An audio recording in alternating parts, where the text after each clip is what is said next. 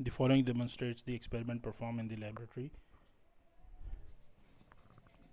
Experiment number 7, which is separation of iron losses in magnetic sheet steel by Lloyd Fisher-Square method.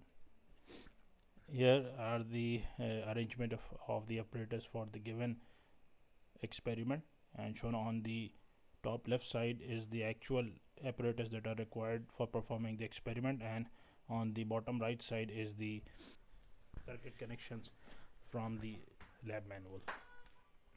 So this particular figure corresponds to the Lloyd Fisher Square apparatus is how it actually works. So if you look into this figure, it comprises of a certain number of coils, which is exactly 4 in number. So I'll be showing the top view of the Lloyd Fisher Square, and we will see that it comprises of 4 coils, and the connection for each of these coils are given from the points that are shown in the figure again here. So this corresponds to the voltmeter, which is connected across the supply, and on the schematic side it is this one. Then the ammeter, which is required to measure the current that comes from the supply to one of the coil in the Lloyd Fisher Square. Then we have the wattmeter, which measures the power that is actually being consumed by the square. And in place of the VTVM, so in the past we usually had used the VTVM, and now since we have quite sensitive voltage measuring multimeters, so instead of using the VTVM, we'll be using a sensitive multimeter as shown in this figure. And again, in the figure shown in the schematic, comprises of an AC source, which is in fact control the voltage of this AC is controlled by an auto transformer as shown in this figure.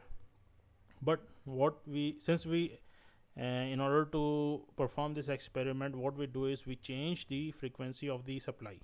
So in order to change this frequency of the supply, we can see on the top left side that we are going to use a frequency generator. So this part, the apparatus which is kept over the amplifier, is the function generator. So it is capable of generating sine, square, and other sort of waves depending upon how many. So if we will look at the front panel of this particular generator, how many things can be generated using, not how many things. So that is something that you can see when you visit the laboratory. So we will in fact be generating a sine wave, and we'll be controlling the frequency of this sine wave using this function generator.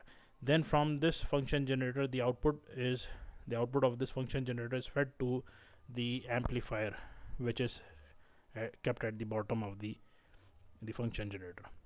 So in place of this schematic, where we have shown AC supply along with the auto transformer, we are now using the function generator along with this amplifier to produce sine wave from this function generator of required frequency, of the desired frequency. Then that is amplified using the amplifier. So here is the top view of the Lloyd Fisher Square that is being employed in our experiment, and as shown in this figure, it comprises of 4 coils. So on if you look into this, each of the edge of this square corresponds to a coil. So this is one coil, this is the second coil, the third coil is here, and the fourth is here. While in this experiment, as shown in this figure, we are going to use only 3 coils as shown in this figure, the N1, N2, and this coil, the coil B2. In fact, this B2 should have been written here. So these are the 3 coils that we will be using in this experiment, and these are the terminals of the Lloyd Fisher Square, which will be used to connect to each of the coils. So the coils that are shown on the top view will have its terminal as shown here.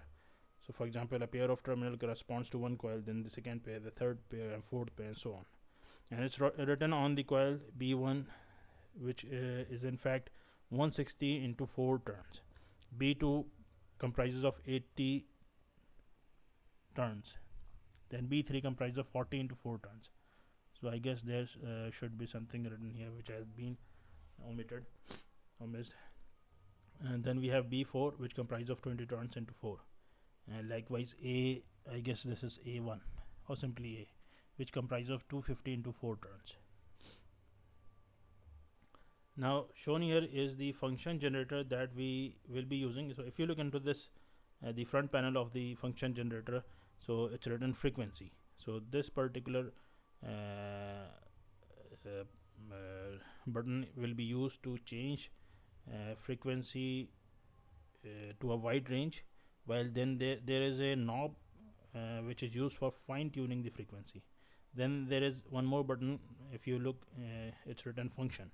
So this particular button is used to change the type of waveform from sine to square or any other which this function generator is capable of producing. Then there are more functions that we shall not be discussing because they are not required in this experiment. So we'll be setting the frequency first to 10 kilohertz.